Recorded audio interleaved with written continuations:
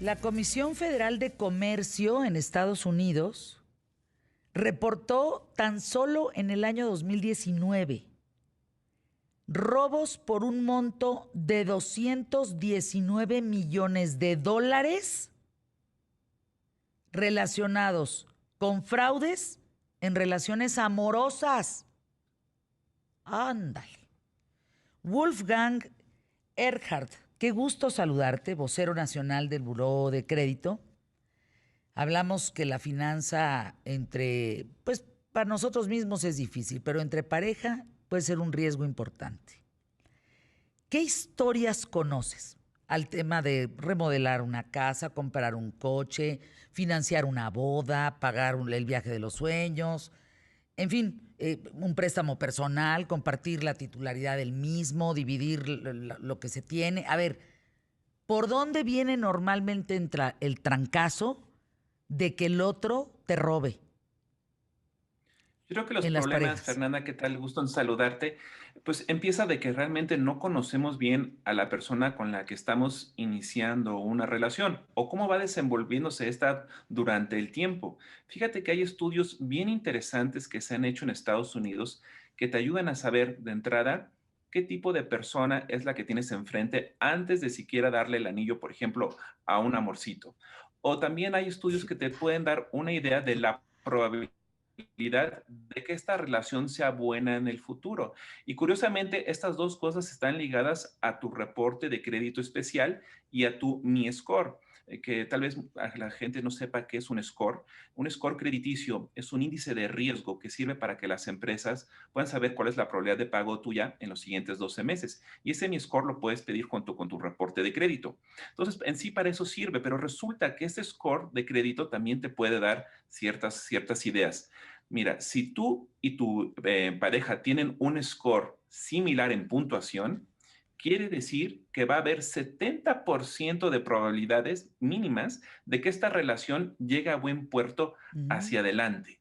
Pero si la puntuación score es diferente entre ustedes, uno tiene un score alto, que significa que se ha portado muy bien en el manejo de sus créditos y es una persona económicamente ordenada, y la otra persona en la pareja tiene un score bajísimo, que indica que no está pagando bien y por lo tanto pudiera ser no muy bien administrando sus recursos, pues va a haber tensiones sobre temas de dinero, sobre temas de deuda, de créditos. Y las personas luego se divorcian hasta por roncar, ¿no? Entonces, eso te da un Híjole. primer indicativo muy interesante de las probabilidades de que la relación vaya a ser fructífera en el futuro. Y es un estudio de 15 años que hizo la Reserva Federal de Estados Unidos, no es un estudio improvisado para nada. Y yo diría que sería muy interesante que si este 14 de febrero estamos pensando en ya formalizar algo con nuestro amorcito, pues que sería muy bueno intercambiar estos mis scores entre nosotros, pues para ver en dónde estamos, porque también va a tener un impacto directo en tu futuro de pareja. Por ejemplo, si quieres sacar un crédito hipotecario para un DEPA o una casa y mudarte ahí juntos, imaginemos que vamos a sacar un crédito los dos juntos para que nos presten más. Claro, seremos codueños y corresponsables del pago de este crédito y se reflejará en nuestros reportes de crédito. Pero imagínate que una de las personas de esta pareja tiene un score alto nuevamente y la otra un score bajo. Tal vez la del score bajo no cumpla con la puntuación de riesgo mínima que piden las instituciones de crédito y solamente le quieran prestar a una de las dos personas. Eso Híjole, qué significaría que complicado. tendrías que comprar una vivienda más pequeña en costo. ¿O qué tal si los dos tienen un score muy bajo y tal vez a ninguno le prestan por ese motivo? Pues podrías terminar viviendo en casa de tus suegros y yo creo que nadie quiere eso. Entonces, hay que checar el tema del Mi Score y si no saben las personas cómo mejorar esta puntuación, cómo subirla, el buró de crédito te lo dice y te lo dice totalmente sin costo. Una vez que tienes tu reporte de crédito en la mano, en nuestra página de internet hay un servicio que se llama Tu Asesor. Es un asesor virtual y te da consejos que vienen directamente de la boca de quienes te han prestado y te dan consejos de, mira, eso es lo que tienes que hacer en este crédito, cómo tienes que pagar en este otro. Y si tú tomas esas acciones que te están recomendando los otorgantes de crédito, mejorarás tu reporte y en automático también subirá tu puntuación y score.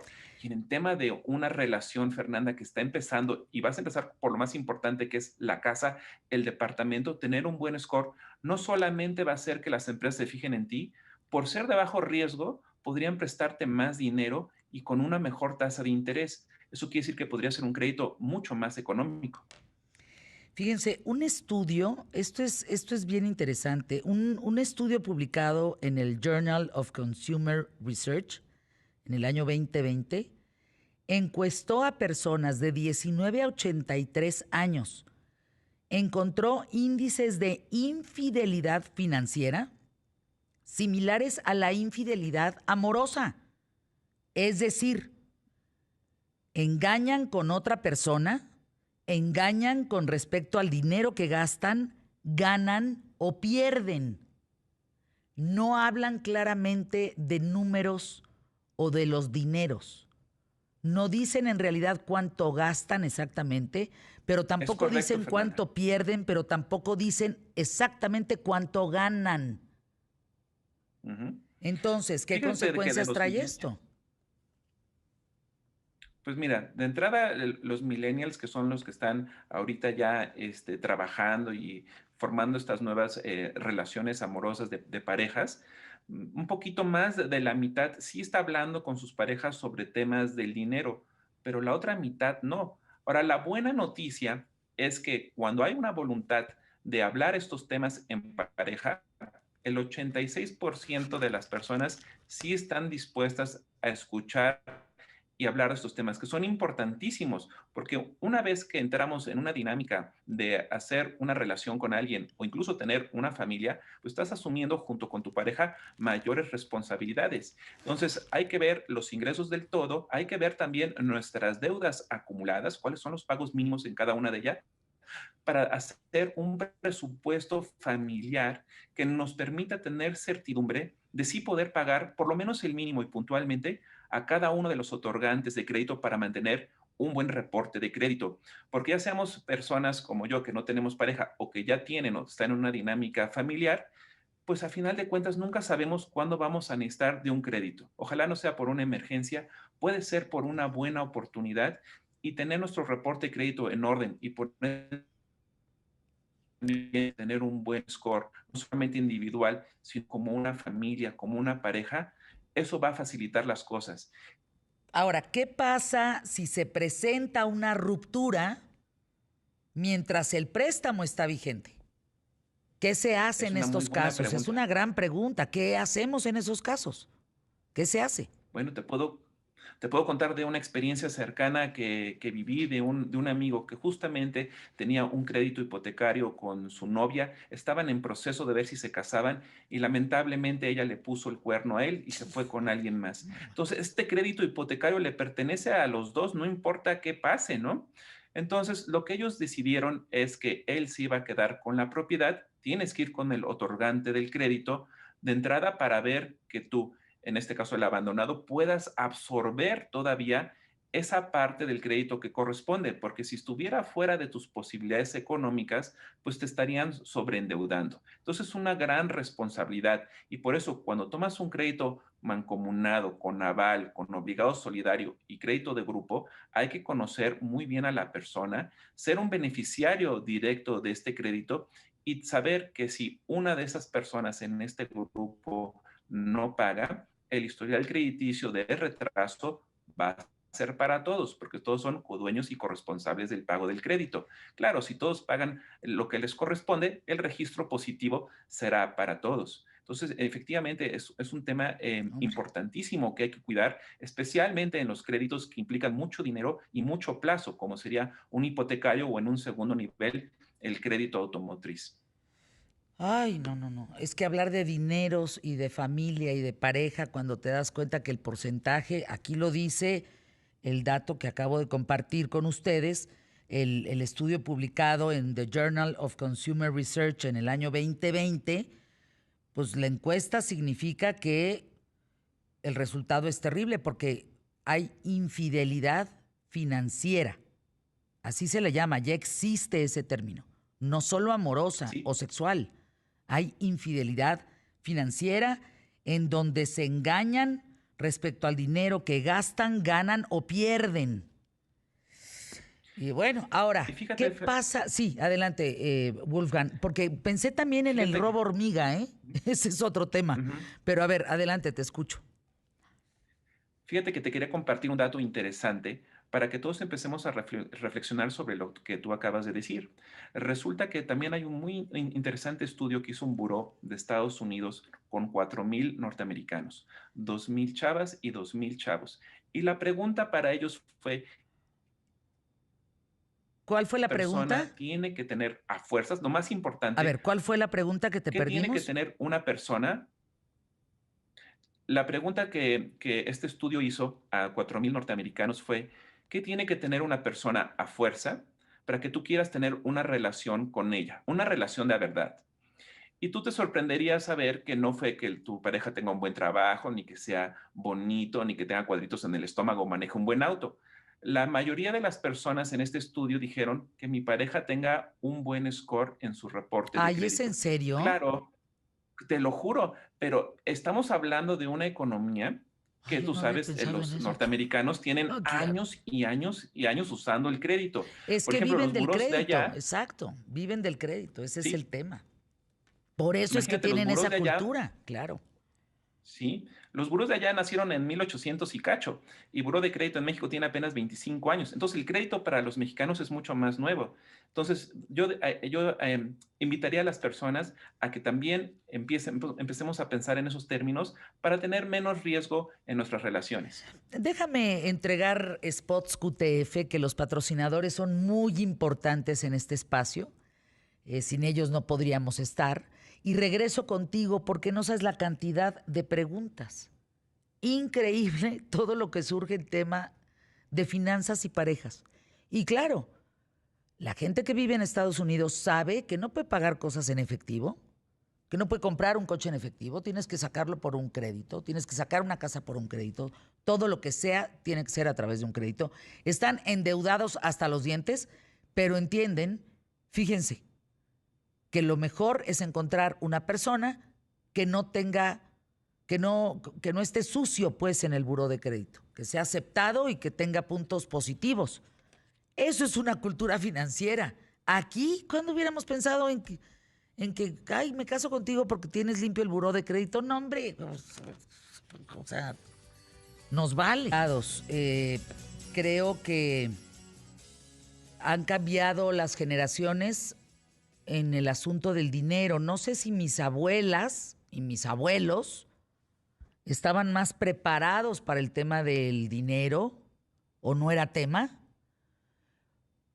o era más sencillo porque él era el que trabajaba y ella era la que distribuía. En relación a mi papá y a mi mamá, en relación a mí y en relación a mis hijos. Son 4 generaciones. Ustedes desde el Buró de Crédito, Wolfgang Erhardt, ¿qué han aprendido en el tema de las generaciones? Pensando en una abuela, una mamá, una hija y un nieto. Si podemos hablar en esos términos. Es difícil de saberlo, Fernanda, porque Buró apenas tiene 25 años en México. No ha habido tanto Mm. tiempo para que tantas generaciones hayan tenido tantas experiencias crediticias como en otros países donde el crédito pues, ha sido parte de su vida y de su cultura. Recordemos que en los años, por ejemplo, 80, donde no había un reporte de crédito que te representara ante los otorgantes de crédito, pues dar financiamiento era de muchísimo riesgo por falta de información. Entonces, había poco crédito y el poco crédito que había tenía que ser más caro por el tema del riesgo. Entonces, muchas personas, o sea, más bien aprendieron a utilizar el efectivo. Yo me acuerdo, por ejemplo, que unas abuelitas hasta guardaba un pedacito de efectivo en el jardín debajo de la tierra y un día que lo quiso sacar porque ahí era su ahorro, pues ya te imaginarás la humedad lo que le hizo a los billetes, ¿no? Qué barbaridad. Entonces, lo que hemos observado en este corto plazo de tiempo, porque 25 años suenan mucho, pero en temas de vida crediticia es poco, es que las personas en México han aprendido a usar el crédito. Al principio, por ejemplo, cuando llegaron los bancos y hubo más competencia y todo el mundo estaba colocando tarjetas de crédito, las personas no sabían realmente utilizarlas, las vieron como, pues, como un sueldo adicional y algunas, lamentablemente, usaron mal este instrumento Claro. y contrajeron deuda de la No que te podían entendemos nada. masticar. Y Tantito, después de Wolfgang, estas espérame, experiencias, la espérame, gente ha sido. permíteme un segundo, por favor. No, de repente se va tu internet, entonces nos quedamos como como pues hablando como con un robot, no sé cómo decirte. Como si vinieras del futuro. Entonces, entonces no. Dices, el buró lleva muy pocos años como para poder plantear que en 4 generaciones cómo se han comportado. Pero entonces, ¿cómo se ha comportado en las recientes 2 generaciones este buró de crédito en México? ¿Qué comportamiento ven? Bueno, al principio, cuando empezaron a llegar mucha competencia de los bancos, empezaron a colocar mucho producto que la gente no sabía utilizar, por ejemplo, las tarjetas de crédito.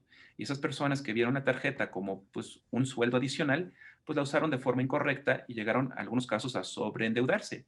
Lo bueno es que ya salimos de esas experiencias. Las personas ya saben que la tarjeta de crédito es un método de pago para sustituir el efectivo. Tuve créditos como el crédito hipotecario, que es el más importante que tú y yo tendremos por monto y por plazo, tú puedes ver que la gente realmente hace un esfuerzo Para para pagarlo. de sus ingresos separar y pagar. Aún en temas de pandemia como los que estamos viviendo, Fernanda, la Asociación de Bancos de México recientemente nos dijo que de noviembre de 2019 a noviembre del año 2020, el año pasado, la cartera vencida solamente creció 0,18%. O sea, Ándale. nada, nada, Oye, nada. ese es Las un buen personas hicieron dato, un gran ¿eh? esfuerzo. Las personas Ujú. hicieron un buen esfuerzo para poder pagar y no perder sus propiedades. Uy, ese es Correcto. un gran dato, Wolfgang. Y fíjate que aquellas que tuvieron alguna dificultad económica, alrededor de 1,1 millones de personas reestructuraron sus créditos Oigan, esos reestructuraron sus ya no créditos. son los de antes y O, sí, o sea, ¿qué quiere decir, les Wolfgang? cambiaron Que a las lo mejor condiciones. yo debía, vamos a poner un crédito de 500,000 pesos para el departamento, mi casa, lo que sea, pongan, vamos a partir de 500,000. ¿Reestructuré mi crédito durante la pandemia para poder dar más y no deber tanto? No, es al contrario. Lo que van a hacer los otorgantes de crédito como los bancos es bajarte la tasa de interés Ah, para que la mensualidad sea más pequeña. O, por ejemplo, en un crédito de diferente naturaleza, podrían también hacer el plazo del crédito más grande. Entonces, automáticamente también bajaría la mensualidad o una combinación de estas dos cosas. Entonces, las personas que tienen menos ingresos disponibles, dando por lo menos el mínimo. déjame Y así reestructurar, yo no mi crédito, pero sí la llamada contigo, para que entremos vía telefónica y podamos tener la información precisa y sin cortes. Entonces, fíjense qué interesante reestructurar el crédito para pagar menos, pero no dejar de pagar y no perder la futura propiedad, el que te entreguen las escrituras de tu casa, de tu departamento, el coche, la factura, en fin. Me parece muy interesante cómo los mexicanos hemos tratado durante la pandemia de perder lo menos posible lo que tenemos y cómo hemos sido nosotros los que hemos tenido que renegociar para poder mantener la estabilidad que tengamos, aunque en otros rubros los dejemos vacíos. Por ejemplo, la salud. A lo mejor ese dinero que antes estaba destinado a la salud, pues hoy por emergencia reestructuras un crédito para poder salir avante. Es delicado lo que estás diciendo, Wolfgang, pero me parece certero por parte de quienes tenemos créditos hacerlo de esta manera. Te escuchamos. sí, totalmente de acuerdo. Totalmente de acuerdo. Si tenemos un problema de condiciones No, originales, podríamos hacer varias cosas, Fernanda. De entrada, rehacer nuestro presupuesto para ver si podemos de ahí sacar más dinero para ponernos al corriente. Si eso no funciona, entonces reestructurar nuestro crédito directamente con quien nos prestó para que la mensualidad sea más pequeña y sigamos manteniendo corte de crédito y terminemos eventualmente de pagar nuestra deuda. Ahora, imagínate que vas por una reestructura y aún así la mensualidad que era fuera de tu alcance por la situación económica que no, vives, bueno, pues hay una alternativa adicional antes de no pagar. Hay una quita, tú puedes gestionar directamente un descuento sobre tu deuda con quien te prestó. Nada más que el descuento que te otorguen va a ser un quebranto para la empresa que te preste, así se va a ver en el reporte también, porque es un Ujú. espejo de tus decisiones. Por lo menos cerrarás el crédito, Fernanda, y ya nos estarán generando los intereses moratorios mes a mes por no pagar. Ya no se hace tan grande la deuda por los incumplimientos de pago. Entonces, es como ir al doctor, Fernanda, ¿no? Si yo me sintiera mal, no quiero que mi problema de salud se haga más grande. Voy al doctor y busco una solución a mi problema. Y en el tema del crédito, si me siento mal, no puedo cumplir, tengo problemas, el doctor se llama la empresa que te prestó. Pues gracias, Wolfgang Erhard. ¿Dónde podemos recibir asesoría? ¿En @buró de crédito MX? ¿Ahí nos puede alguien atender? ¿O dónde? Sí. Hay muchos lugares. Si te gusta el Facebook, Buró de Crédito México, ahí nos pueden dejar sus preguntas, o en el Twitter, Pues sí. Buró de Crédito MX, o si quieren hablar con alguien, hay dos teléfonos: metropolitana 55 54 49 49 54, o si bien fuera de esta zona, gratuito al 800 640 7920, o para los que les gusta el internet, en burodecredito.com.mx también estamos disponibles. El FBI alerta que en este mes aumentan las conquistas amorosas fraudulentas. O sea, para que el FBI lance una alerta, sí, por aumento de conquistas amorosas fraudulentas. Señala que las personas que empiezan una relación deben, en estos tiempos, deben tener cuidado cuando se les ofrece participar en un proyecto de construcción o a largo plazo, que son las más frecuentes para pedir dinero a la persona, supuestamente que es con la que empiezas a tener una relación. Fíjense, dice el FBI, son los casos de más frecuencia para pedir dinero y estafar a sus parejas. Ah, hijo. ¿Qué dice la Conducef? Eso es FBI. Conducef alerta a las personas que les ofrecen saldar sus deudas o dar préstamos de grandes cantidades sin revisar el buró de crédito, porque pueden ser una estafa. Yo les decía, en el libro no la vi venir. Hay un tema de seguridad donde tú ves historias donde no la ves venir, un tema de seguridad, hay un tema de familia, hay un tema de amigos, en fin, pero también hay un tema de dinero, de economía. Y ese tema, no se imaginan las historias con las que yo me topé.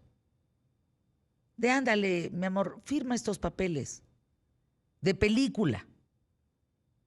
Y te das cuenta que estás firmando la sentencia para irte a la cárcel. Y que puedes estar en la antesala de un fraude por amor. Y cierro mi comentario. Cuando tú visitas Santa Marta, Catitla, que yo he estado ahí, el 80% de las mujeres que están ahí es por amor. Es grave lo que les digo, ¿eh? Es porque el marido, el novio, el amante les dijeron, ándale, ¿qué tanto es tantito? Cruza esto, haz esto, firma esto. Y están muchos años. Bueno, hay una mamá y una hija porque el papá se las chingó a las dos, básicamente con un fraude, y ellas tuvieron que pagarlo. Está la hija y la mamá en Santa Marta, Catitla. Ahí se las dejo. Por amor.